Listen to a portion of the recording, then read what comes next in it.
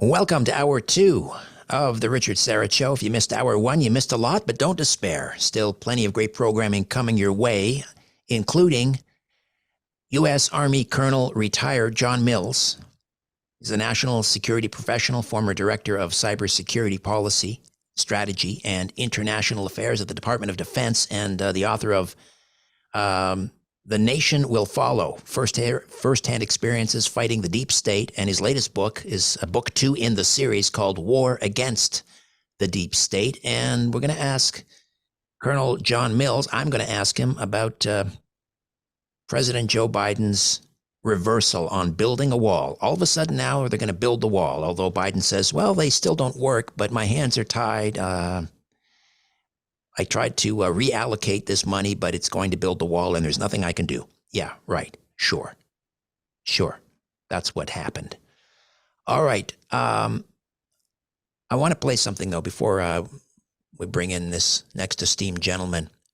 This is, it just recently came to light that the Global Affairs Canada, we used to call it Foreign Affairs, they gave $22 million to the World Economic Forum, to Klaus Schwab.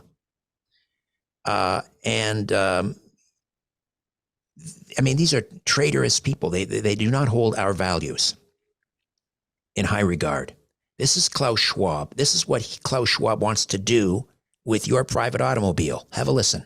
When we meet for the 20th Governance Summit, you will use an app like Uber, but not anymore to call some driver, but automatically guided car, a self-driven car, will come to your hotel or wherever you are and will bring you to the airport. No, Los Angeles is one of the cities with the heaviest traffic, who told me in 2030, Los Angeles will be private car-driven free.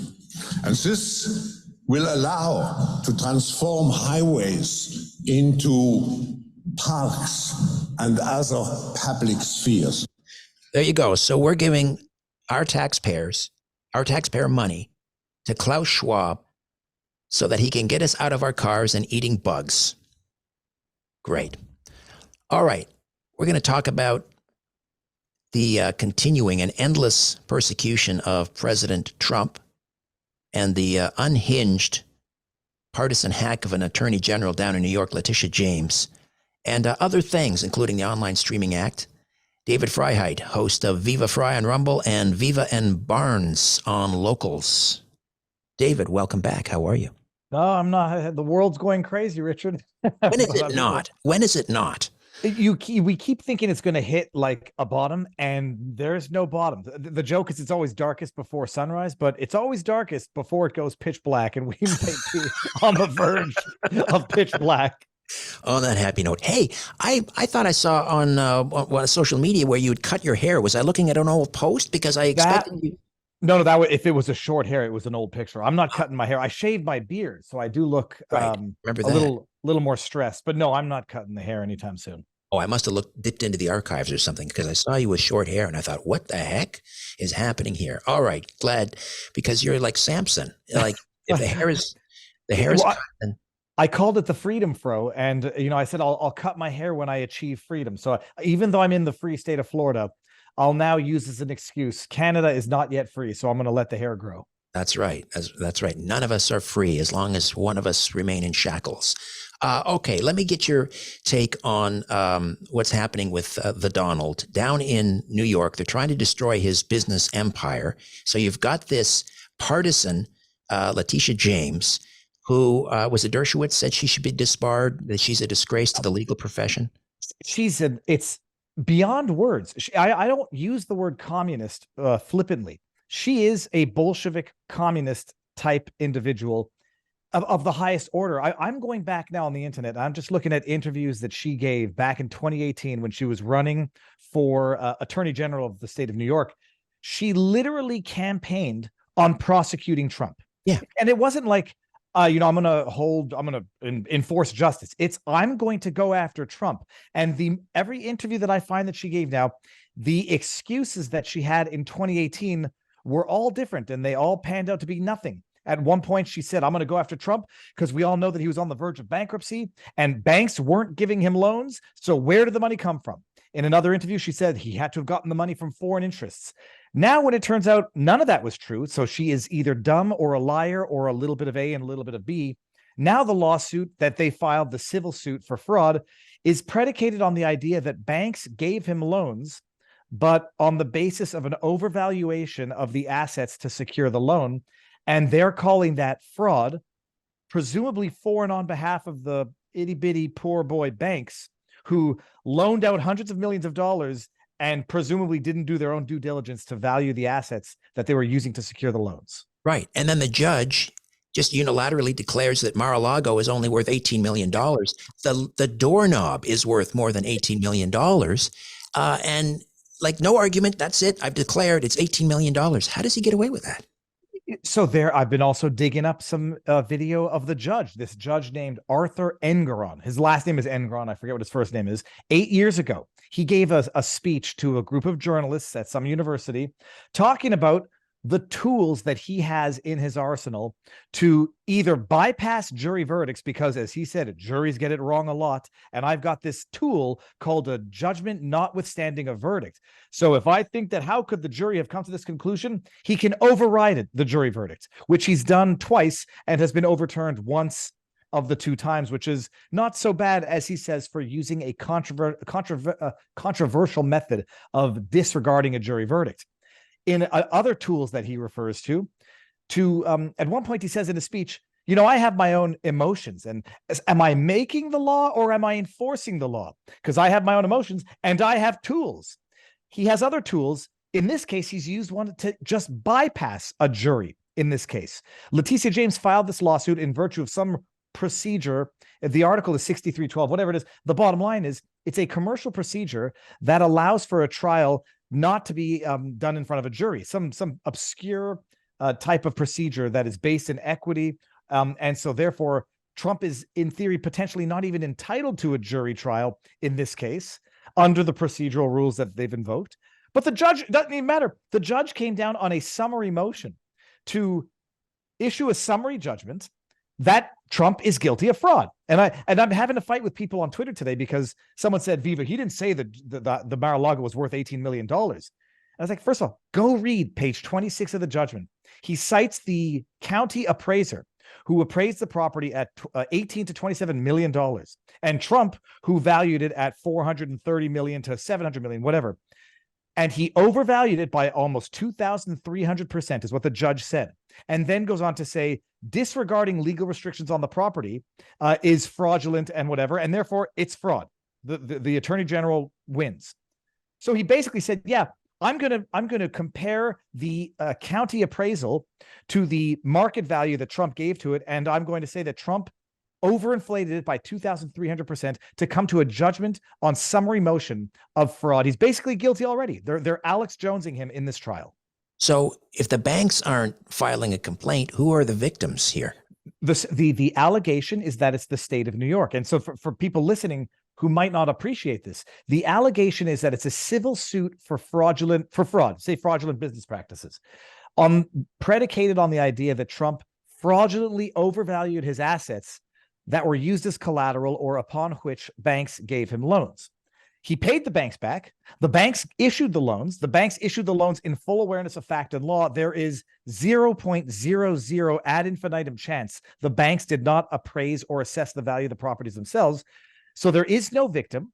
There's actually no complainant except for a corrupt attorney general, Leticia James, who campaigned off prosecuting Trump.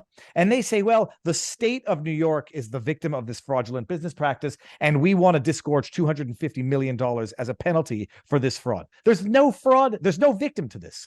It's an absolute kangaroo court, Bolshevik communist attack to seize, liquidate the assets, and basically take for the state what was never the state's, although they're going to liquidate it in auction. But it's just basically a way of crushing an individual, as Leticia James said she was going to do 5 years ago.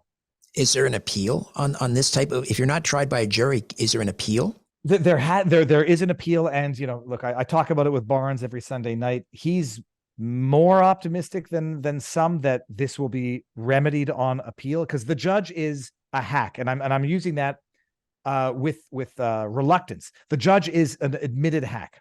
He talks about the tools that he has to get to the judgments he wants based on his own emotional investment.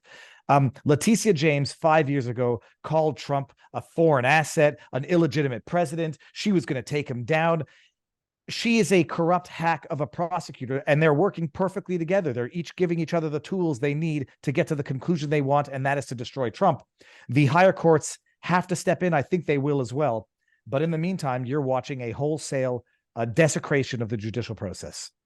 Absolutely. But it's, perhaps the end game is they're not even looking for a conviction here or jail time or anything. They want to tie him up in court so he can't campaign. Well, there's that, although he's using the podium as his campaigning tool quite well, I should say. I have another idea as a possibility as to why they're doing this. David, I'll get you to hold on to that. I'll get you to share Please. that idea when we come back. David Frie, Viva Frie on Rumble and Locals. Back with more in a moment right here on The Richard Syrett Show. Stay with us. Viva Frie is with us on Rumble and locals.com. Viva Frie and Viva and Barnes. We're talking about the endless persecution of President Trump and the civil case underway in New York, where, well, let's have a listen to Leticia James. This is when she was actually running. She was running for Attorney General back in 2018, and you mentioned what a partisan she is. Have a listen. America is an uncharted territory. We are angrier and more deeply divided than we've ever been at any point in our history since the Civil War. And at the eye of the storm is Donald Trump, ripping families apart, threatening women's most basic rights. I'm running for Attorney General because I will never be afraid to challenge this illegitimate president when our fundamental rights are at stake. Illegitimate president. Jeez. She sounds like an insurrectionist. She's challenging the outcome of an election. Indict her. She needs to be indicted. Those are the rules. She's running for Attorney General to challenge an illegitimate president. Who in the name of God's green earth does she think she is? There's an impeachment process for that, which Trump went through and was acquitted on 2 occasions. This is exactly the type of constitutional overthrow that the impeachment process was intended to prevent, that you don't have rogue state attorney generals basically prosecuting the president when there is a procedural remedy in place for that already known as impeachment. And the impeachment fails, he's acquitted, and then they find other reasons for rogue state attorneys to try to go after and jail a president or a former president or the leading candidate to be the next president. It's insanity. And when I say, I think there's another reason why they're doing this. Yeah. It's, I think the crazier they go after Trump, if and when he ever gets back into power, anything that he does to go after them is going to be retribution in their eyes. And so they're almost ensuring that they have an argument to counter any future offensive from Trump, to say that, oh, look, he's only angry because of what we did, and now he can't come after us in the way that we went after him. So it's almost like a preemptive insurance. But that's a little, 4 or 5D level chess. They are just so blinded with frothing rage that they will do anything and desecrate the very institutions that made America what it is in order to go after their political rival. Yeah, I think they're maybe in panic mode as well. Now, it'd be interesting to see whether, who is going to pick up the gavel after the ouster of Kevin McCarthy. I know Donald Trump was asked about it. And obviously he's got his mind on other things, but imagine Donald Trump as Speaker of the U.S. House of Representatives with subpoena power. He could subpoena Leticia. He could subpoena Jack Smith and the DA in Fulton County. Wouldn't that be delicious? Richard, it would be a dream. But I say, the only way to make that happen, you got to convince Democrats that it would hurt Trump to appoint him as Speaker of the House. The idea, right. He's under gag order under a couple of these trials now. He's got something of a de facto gag order in the New York State fraud case. He's got one in, I think it's either Georgia or DC, I forget which. It would be, I'm not sure what the legal answer to this question is. You have immunity for things you say on the floor as Speaker immunity. Would he be able to say things that would otherwise be precluded under the gag order? if the Democrats thought it would expose him to risks to say something that he could get in trouble in the courts for, my goodness, I think they would, and I think they should appoint Donald Trump to Speaker of the House. They should go ahead and do it. So let's find a way to make that argument, and they'll vote for him. Right. Well, the GOP has a slim majority. They just have to get all those rhinos on board. And, obviously the donor class behind the rhinos don't want Trump as speaker. They don't want him as president either. But I'm thinking these feckless, cowardly rhinos are going to say, well, if I vote against Trump and it's a roll call vote and I vote against him for speaker, I'm going to be primaried in 24 hours. I'm not sure how realistic of a prospect it is. It would just be the most exciting thing to occur in politics, definitively in my lifetime. But it would be the biggest middle finger to the desecration of all of the institutions that made America what it is. They should do it out of spite, even if they hate Trump. But by the looks of it, who do you have? Jim Jordan, yeah. Scalise have submitted letters. I don't know if Byron Donalds has submitted a letter. I think he might be, for many, the best choice or the most populist voice choice. But it's wild times. Well, any of those three would be a huge improvement over Kevin McCarthy, and any of those three could just as easily subpoena Jack Smith, Letitia James, Merrick Garland. I mean, the list is endless. Yeah, they'll defy those subpoenas, though. They're going to say now it's Congress interfering with the state investigation, state trials. It's like, this is how a republic breaks down.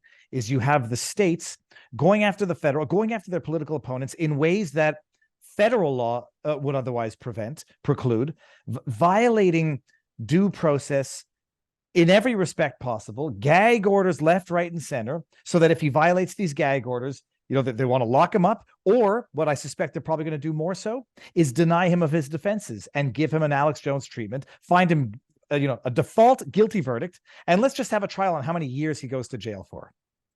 I was speaking with Cheryl Chumley, a columnist with the Washington Times, and she said he's just one pair of Trump is one pair of handcuffs away from the nomination. The mugshot did wonders for him. Let's see what some handcuffs can do. We'll take one final time out. I got to ask you, because we haven't had a chance to talk about the Online Streaming Act, and I know that's something very, very near and dear and important you'd like to discuss. Back with more of my conversation with Viva Frie, right here on News Talk Saga 960. All right, welcome back. Viva Frie is with us. David Freiheit, host of Viva Frie on Rumble, YouTube, Locals.com, Viva and Barnes as well, very popular. David, I feel the same way about podcast registration as I do about gun registration. They both lead to the same place inevitably, which is not good. Ban. Lists. Lists, yes, lists, and then knocks on your door at 3:00 in the morning. So the Online Streaming Act, which will require podcast providers to register with the CRTC as of November the 28th. There's a threshold. You have to be making $10 million and operating in Canada. So that means basically all of the big podcast providers, Spotify, you name it. What are your thoughts? It starts at $10 million revenue. I'll actually stop there. People's naivety is truly astounding. I get online and Glenn Greenwald tweeted out, this is censorship. And then you actually have people saying, no, it's not censorship. You're exaggerating. It only applies to podcasters or platforms that generate more than $10 million in revenue annually. And I say, how stupid and naive and juvenile do you have to be to think that this will stay at $10 million annual revenue for the threshold? You have to be born yesterday to believe that. It'll start at 10 million in revenue. Mm-hmm. It'll go down to 5 million in revenue. It'll go down to 1 million in revenue. And then it's just going to be everybody. Why? Because it's about the money and it's about the control. And to the extent that it's about the money and the control, you don't want any limitations. You'll always find a good excuse to reduce those limitations, inflation, whatever.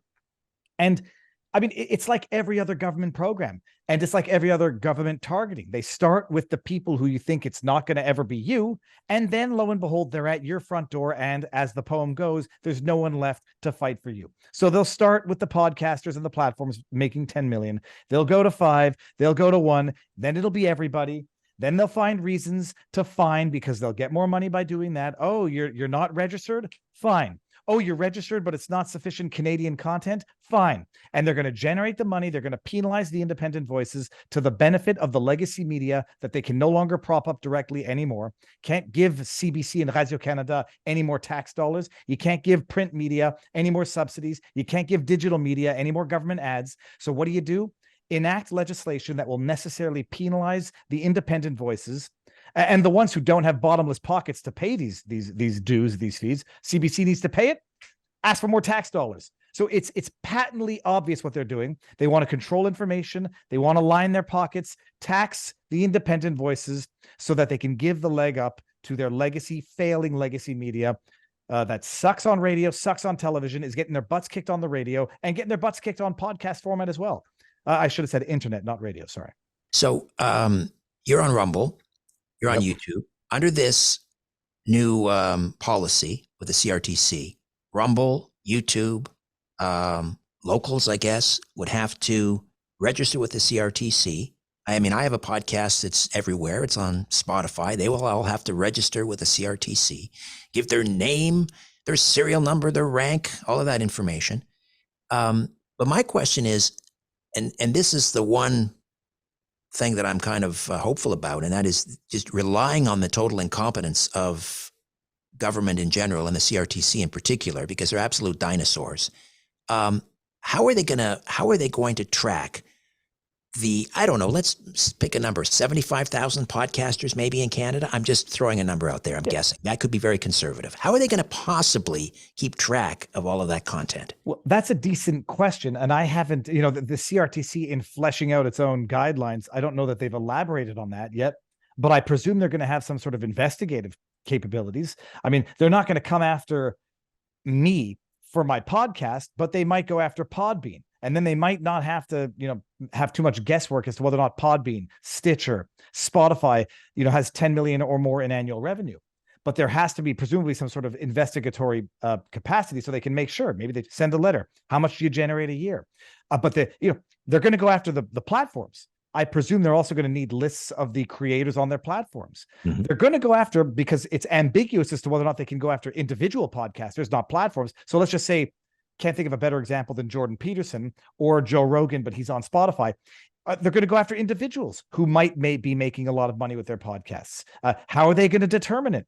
Through advertising, sponsors? I mean, this is just endless carte blanche to the government to control, fine, investigate, and keep lists. It sounds almost antiquated, or not antiquated, but politically incorrect to say you shouldn't be on a gun registry just because you own a gun. Everyone's like, well, if you want a gun, we've got to know who has them. Well, when the government knows who has them, as if those lists don't get leaked every now and again, well, they can weaponize the list of the people they know that have firearms. They can go, investigate them for other reasons. Once you're on a government list, it doesn't go good places. But exactly. This is indirect but patently obvious censorship in terms of who they're trying to control, who they're trying to make business more complicated for, more expensive for. And it's clear who they're trying to assist with this legislation. The Online Streaming Act in and of itself, as far as I'm concerned, is indirectly intended to prop up and benefit the flailing radio and television media that are getting their butts handed to them on the internet, the free world of the internet. And so what better way to level the playing field for them than by making it much more difficult and costly for everyone else who's kicking their butts? Right. A couple other considerations here.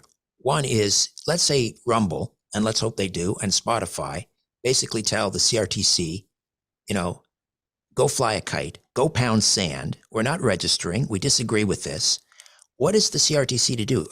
They can't geo-block. They don't have a kill switch, do they? How would they? No, I presume they're going to be able to issue fines. I mean, I don't know the depths of this directive as of now, because they've been sort of cryptic about it. I read through it briefly, the actual CRTC thing, but no, they'll issue fines. They'll be able to impose sanctions. And so, comply or pay the fine. It's what it will come down to. Or who knows what other more draconian means they can do. But more realistically, what ends up happening? Spotify, I don't know that Rumble will do it. I don't know how they define podcast versus video platform, but what's more likely going to happen? They're going to do what Meta and what Google did. Get out of Canada. Piss off. Right. Enjoy not having access to the podcast that you like, which will be the same victory for the government that it was when Meta and Google said, we're not going to link to news articles. Well, great. It makes it a lot easier for the government to control the news. And it makes it a lot easier for legacy media who has name recognition to get the direct search results. They don't need the link through anymore. But good luck finding the True North. Good luck finding Rebel News. Good luck finding Viva and Barnes' Law for the People. And people don't see it because, I don't know, I think they're too tired, they're too lazy, or they're just fundamentally too naive. Viva, you made some excellent points. Now I'm even more worried than I was before. I'd be worried too, Richard. Get the hell out of Canada. David Freiheit, host of Viva Frie on Rumble, YouTube, Locals, Viva and Barnes on Locals as well. Thank you so much. What's coming up on the big show? So let's see here. There's a big event tomorrow in Florida, Timcast, coming down with Patrick Bet-David and a number of other speakers I'm going to go to.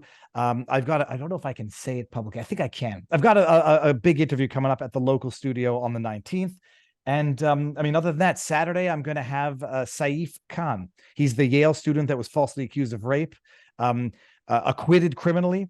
And then Yale nonetheless made his life a living hell, penalized him. Now he's getting to sue Yale and his accuser for $100 and some odd million for defamation. So he's coming on Saturday afternoon at 5:00 for an interview. Viva Frie on Rumble. Viva Frie on Rumble. Thank you so much, David. All the best. Thank you very much. You too.